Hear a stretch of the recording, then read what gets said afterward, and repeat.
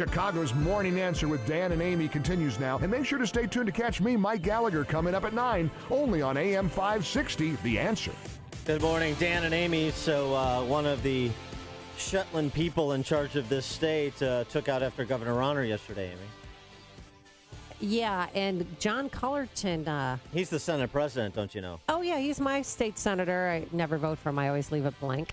Well, you've been doing that since about 1818 when the state was incorporated and John Cullerton was elected to the state Senate. So after days of listening to Governor Bruce Rauner, accuse Democratic leaders of holding a school funding bill to create a crisis, all that back and forth, State Senate President John Cullerton yesterday said this, that he'll send the bill on Monday, pinning his delays on governor's mental state. So that this morning and late last night had people concerned because he was describing the governor as possibly suffering from a type of mental illness, believe it or not, wildly inappropriate. It's because of the mental state of the governor. It's been the fact, as I said, he's really had a bad month. That's what he told reporters, explaining why the bipartisan bill that passed both chambers hasn't been sent to the governor's desk, according to him. So he said he used the word mental state because the governor was angry about all the budget stuff. Mm-hmm. So even his explanation for why he used the governor's mental state is not making any sense. And the Illinois Division of Mental Health said they came out with a statement last night. Diane Naby from the Illinois Division of Mental Health said, for a political leader to perpetuate this stigma to score political points is completely inappropriate, and we respectfully request that our leaders stop doing so. I mean, are you surprised by this behavior? It's a new low for Illinois politicians? No, it's not a new low. The response is silly. He's not suggesting that Rauner has mental illness. He's basically saying, he's angry. He's not in the state to deal with this issue or whatever. He's not in the mental state to deal with this issue. Here's what I would suggest. The whole kind of tenor of civility in politics, which I know the left likes to invoke right before they are totally uncivil. This is a governor who, by the way, has been characterized by State Senator Donnie Trotter, Democrat from Chicago, Karen Lewis, the Democrat teachers union boss from the Ice Age movie, right? She's Ursula, right? And nice. Steve Brown, Mike Madigan's spokesman, as a member of ISIS. Yeah, that's how unhinged they are. Right. So that's been going on for the last 2.5 years. If you disagree with writing blank checks to Chicago, then you're a terrorist. That's what they've been saying. This whole mental state thing is silly, and I hate when we start from the premise of the left, which is to play politically correct games and to suggest that colloquialisms are out of line and let's get everybody to talk about the stigmas with that. Just pull the reins. Just relax, okay? Here's the deal. Stay focused. The focus is this. And the focus is what the governor actually said. The budget and veto override were in July. What is Senator Cullerton's excuse for the entire month of June? Why is the Senate sitting on this? Send the bill to the governor so that parents and kids know their schools will open on time. That was through one of his spokespeople, Laurel Patrick. That's the point. The point is they do not care about your lives, the existence, the quality, the aspirations. They are happy to put your life in limbo because you are nothing more than a political means to their ends. That's what you should take away rather than this ancillary, did he say the governor is mental? That's just so silly, so dumb. Bruce Rauner has more than enough mental acuity to be governor of the state. Yes. Yeah, this just in. That's not in controversy. What is in controversy, it should be in controversy, is how Chicago Democrat bosses treat people as chattel to be employed to whatever their need of the moment is.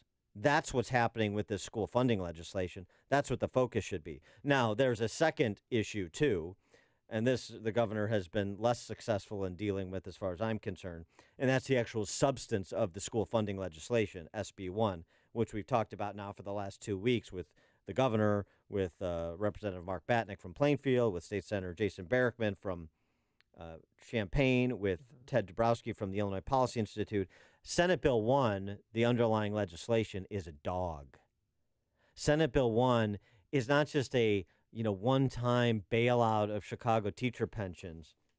Senate Bill 1 is an extension of what we've been doing in this state for the last 40 years, why the state is in the state it is, and that is to rejigger the school funding formula every time Chicago is teetering on the brink of collapse, to send more of everybody else's money, particularly in the suburbs. Wake up, suburban families, particularly in the suburbs, to Chicago. This happens over and over and over again, and Chicago Democrats, these Cornish people like little John Cullerton and little Mike Madigan and little Tiny Dancer, they think you're going to stay on the hamster wheel. They think that you're going to fall for the Groundhog Day yet again, because that's what Senate Bill 1 is, and that's why Rauner has telegraphed a mandatory veto. But it's actually getting worse. Well, of course it's getting worse. It's Illinois. It's only going to get worse, at least under the current power structure.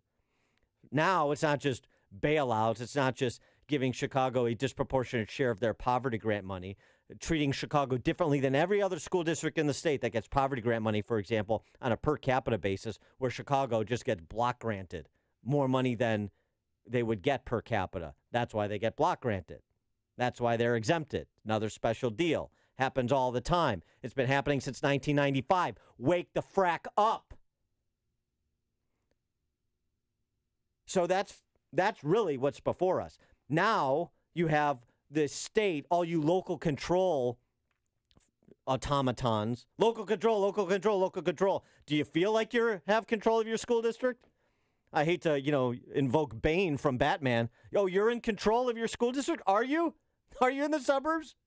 Forget Chicago and that Politburo. I'm talking about the suburbs. Local control, local control. That's what everybody chants, right? Are you in control of your local school district? Do you feel like you're in control? Or is it the point of fact that the teachers union and the administration is in control of your school district? Oh, and by the way, your children in this Plato's Republic called Illinois. Local control. And so now the state is stripping away the pretense of that, at least if Senate Bill 1 was passed over the governor's mandatory veto in its current form, where you're going to have the state micromanage all of the funding by tying it to mandates that you shall follow, lest you not receive funding associated with having this many teachers, having this many janitors, having this many support staff, spending X amount of dollars on computers and technology and so forth. There's your K through 12 school system. So you want to give me the routine again about more money for schools? You want to follow these false Joan of Arcs, Ann Williams and Kelly Cassidy are going to sit out the special session because they're big, tough women and they're not going to get pushed around. And the roll call votes for Madigan and Cullerton, two shriveled up old little trolls. Wow, they're so courageous. I know. The Great bravery. virtue signaling. This is the bravery. Oh, yeah. It's the so inspired. Gosh. And they're doing it for the kids, don't you know? That's a joke. Political theater. Everything is for the adults in the system. The adults in the system that provide the political support for the other adults in the system, those in Springfield. I mean, I know your lobotomized leftist Champaign socialist friends in Lakeview are just impenetrable to the evidence and have no historical context, no institutional knowledge whatsoever, and clearly...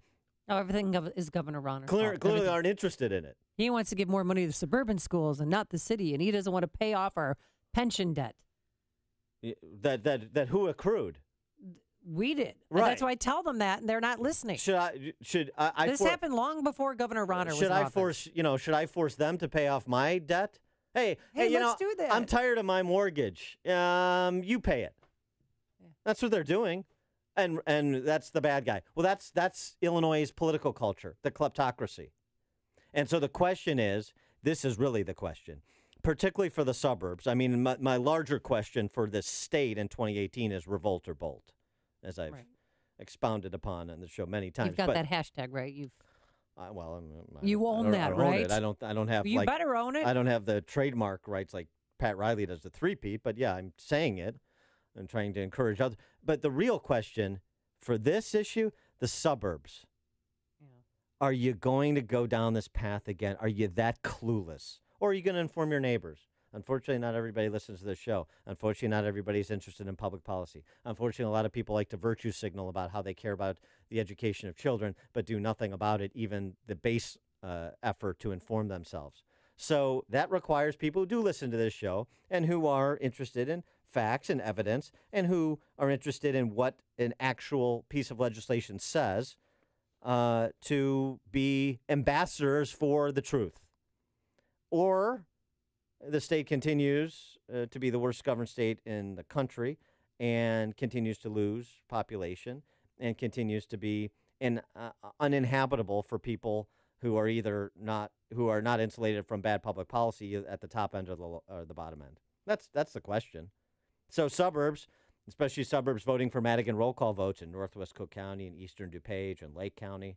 You want to continue doing the same thing? You want to see your school districts get robbed by Chicago, all with a smile and we're doing it for the kids, and, get played by your local legislator like a dupe, because that's what they think you are.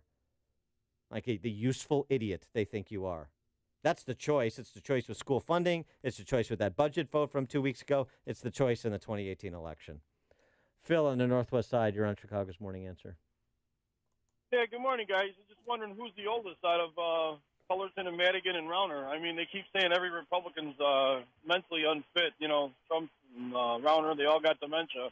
I just wondered how long. I think Madigan's been in since what? I was born, 1971. Yes. And Cullerton's father ran my district, Parkey Cullerton. Oh, that's great. His name was still on the alderman's door for 30 years after he was dead, because his son-in-law Alan was running it, and it just never stopped. It was like a dynasty, and it's like, and then anybody who's responsible got dementia. It's amazing. It's like it's so Stalinist. It's disgusting. They all say they couldn't stand the English, but they're taxing us harder than the English ever did. Thanks, Phil.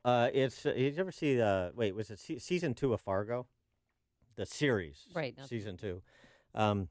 There's a great exchange between two characters where the one assassin talks about kings, and the guy he's about to kill says, "This is America. We don't have kings." And the guy says, "Oh, sure we do. We just call them a different name." Oh. And that's what we have in Illinois, as endorsed by the populace. We don't use the term king. We just use the term speaker. We use this term Senate president. We use the term Chicago mayor. But that's what we're doing. Sean in Elmwood Park. Good morning, Rip. Listen, I'm down here because I took your little saying, which, by the way, paperwork is filed and soon it'll cost you $50 to say it. But I took your little saying and I thought about it. And if you're smart, there's no question revolt or bolt. I mean, it's obvious. You bolt. So I have a little business where we move people from there to South Florida. And I am telling you something, Dan. I have seen over the last couple of years, I used to only deal with older people at the end of their working life, getting ready for retirement.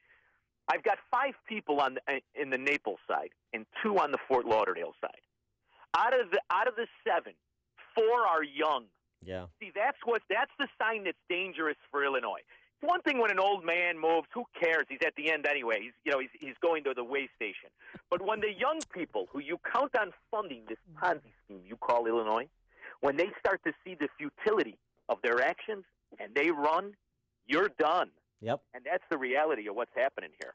So let scoundrels keep their little Ponzi scheme going because they're rich. You think Cullerton cares? You think can you imagine how much money Cullerton, Madigan, Zoot Suit, Ed Burke, they could care less. But it's the new scoundrels. They're going to be the ones who really pay the cost for what the old ones did. You got to get out and get out now, and stop telling people you got a mortgage. You're lying. Thanks for the call, Sean. And they're going to be the first ones to leave once they retire, once they unleash their powerful seats. They all have second homes that they live in. You think Madigan, as rich as he is, lives in his district?